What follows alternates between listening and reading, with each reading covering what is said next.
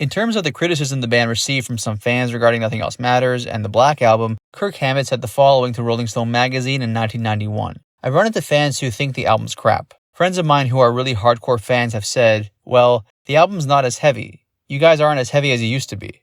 I go, man, you're trying to tell me Sad But True isn't heavy?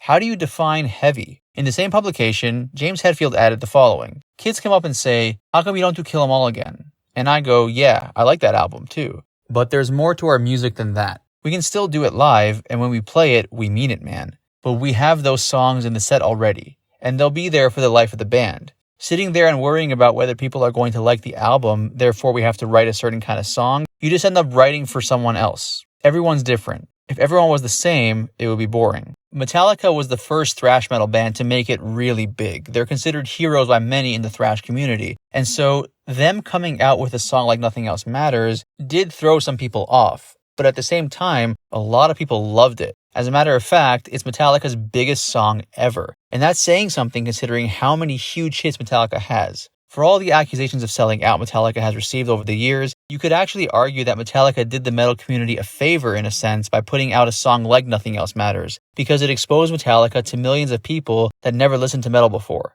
And I'm sure some of them, after listening to Nothing Else Matters, looked into Metallica's other material and artists similar to Metallica. Today, if you take a look at streaming statistics, Nothing Else Matters is Metallica's biggest song. With YouTube in particular, at the time of this recording, Nothing Else Matters is around 930 million views. More than twice as many views as the second closest video, Enter Sandman, which is currently around 460 million. That's one of the cool things about Metallica. They've expanded and explored different musical boundaries over the course of their career. I think one of the best examples of that is their S&M live album from '99, where they collaborated with the San Francisco Symphony. The S&M record was recorded on November 23, 1999. The performance of Nothing Else Matters from this live album, titled Nothing Else Matters 99, was released as the record's first single on November 22, 1999. The Black Album was released on August 12, 1991, but 9 days before that, on August 3rd, Metallica hosted a listening party for the album. Now, when I say a listening party, I'm not referring to 10, 20 people. I'm referring to about 19,000 people. Metallica hosted a Black Album listening party at Madison Square Gardens in New York City,